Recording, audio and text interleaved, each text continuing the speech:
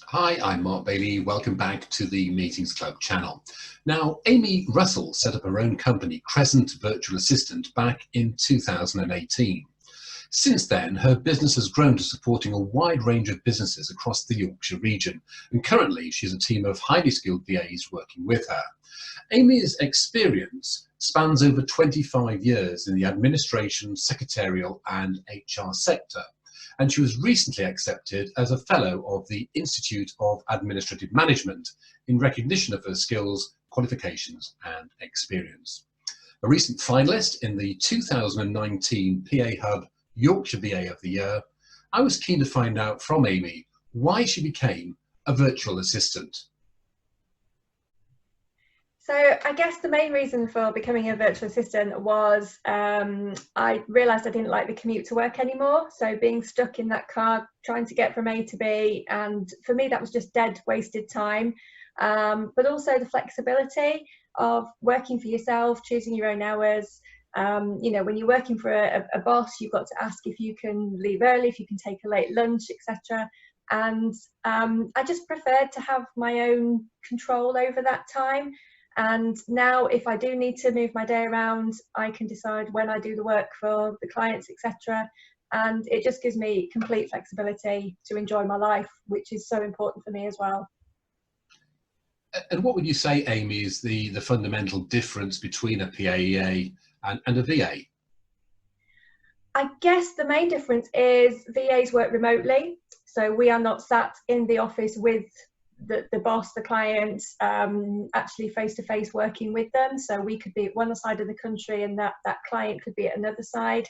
Whereas if you're a PA, you generally are sat fairly close to the person that you're looking after. But also VAs have evolved. So we tend to offer a lot more scope of services because we're supporting small businesses who won't have a social media department, they won't have a finance department, etc. So we're not just diary management, inbox management, organising travel, that kind of thing. There's a whole other scope of services that we can offer to our clients as well. So you could be handling, I don't know, 4, 5, 6 different social media inboxes at once then, can you? Yes. I think at last count, I personally was looking after 9 LinkedIn profiles, for instance, and that's not including what my associates are looking after as well. And that's just one social media platform that we manage. So what actually makes a good VA other than being able to manage so many different tasks at once? Yes, I think being organised, which is a key skill that you need, however you work, whether that's remotely or in-house. Flexibility, because you could be in the middle of working on one particular client's piece of work or a project, the phone might go and it's a client and they need their piece of work, during then. But also being a business owner, it's very different being an employee to being a business owner. So you have to constantly think about sales, marketing, your own cash flow, your own training. Nobody will say to me, Amy, you need to go and learn this system because that's what we're bringing in. We always have to be one step ahead of the game, looking at new packages, new apps that are out there that are going to make our lives easier and make our clients' lives easier. So it all falls onto us, really. Is there such a thing, Amy, as a typical day for you? Not really. There are things that we do typically every day. So some clients will like us to check their social media profiles every day. Some will like us to do their accounts every day. Some like us to check their inbox every day. But because every client is different, when you go into that inbox, it's different to when you go into the next client's inbox. So one minute you're looking after property consultants, the next minute you're looking after a financial management system. So whilst the tasks you're doing might be the same or similar, everything else can be completely different. And sometimes you're doing a lot of research, and then sometimes all you're doing is bookkeeping, accounts and invoicing. So there isn't a typical day as such. There are typical tasks, but not a typical day. And how then do you actually juggle client? Because they're all going to be wanting you surely at the same time, aren't they? Yeah, there is that impression, but thankfully, a lot of the work that we do is very proactive rather than reactive. So we're able to plan that in into our days.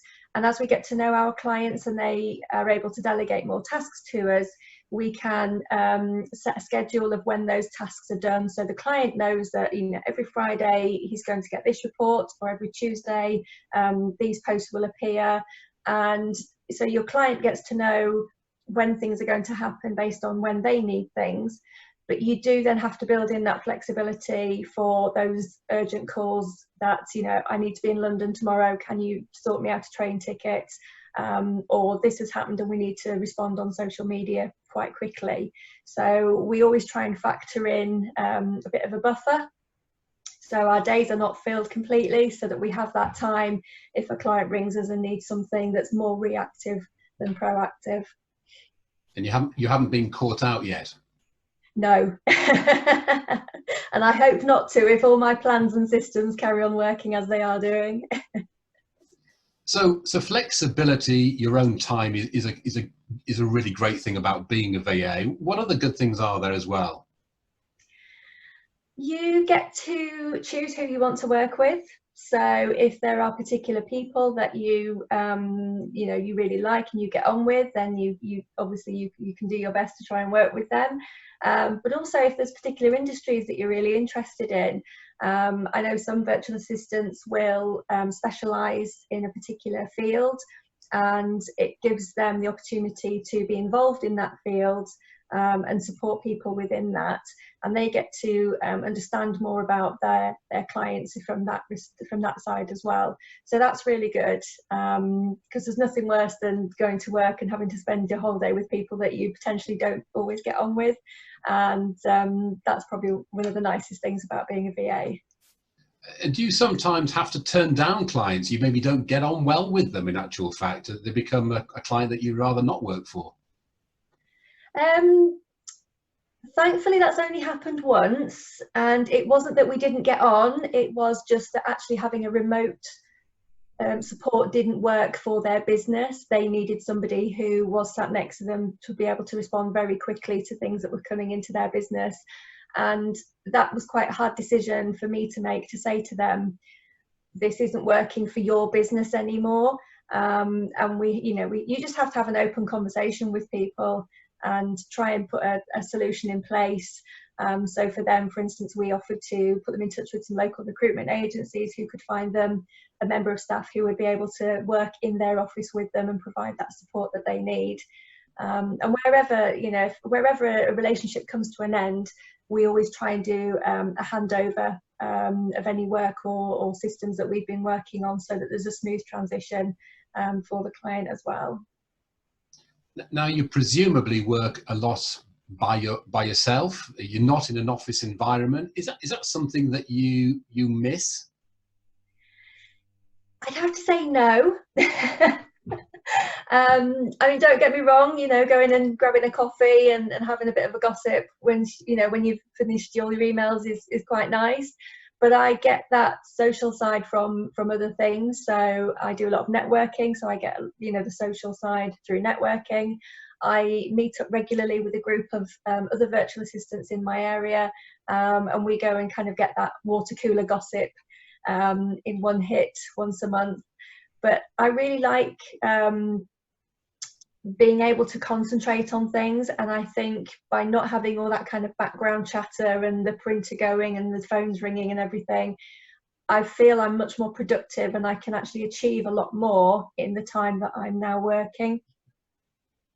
You talk there about networking. Is that one of the ways that you find new clients, which I guess is very important because it's your business? Yeah, so all of my clients except one have come through face-to-face networking, and the other one was through Facebook networking. I was a member of a networking group on Facebook. But yes, all my clients have come through face-to-face networking. So for me, it's the best way to go out and meet people and talk to them about how we can help them and where they might be struggling. So finally, thanks ever so much indeed for your time, Amy. What words of advice would you give anybody who's thinking of becoming a VA or a lifestyle assistant? I guess it's taking some time to almost try it out first, because working alone and working remotely, it doesn't suit everybody. And if you've walked away from a very good job and then you find actually you miss that office environment and you miss having people to, you know, throw ideas off and things, it's then very hard to go back into it. So if you can, maybe speak to your current manager and suggest some days where you work from home, see how that feels. If you like it, there's some amazing support groups out on Facebook for people who are starting out as a VA, and I'd recommend joining some of those before you kind of make that leap, really. Some great advice there. Thanks ever so much indeed for your time on the Meetings Club channel, Amy. Thanks very much, Mark. I'm going to let you get back to all those clients. I'm sure the email box is pinging and the social media is all going mad. Hopefully not too bad. And if you'd like to find out more about Amy and her business, Crescent Virtual Assistant, do check out Amy's website, which is crescentva.co.uk. That's Crescent, CRESCENT, va.co.uk. Thanks very much indeed for watching the Meetings Club channel.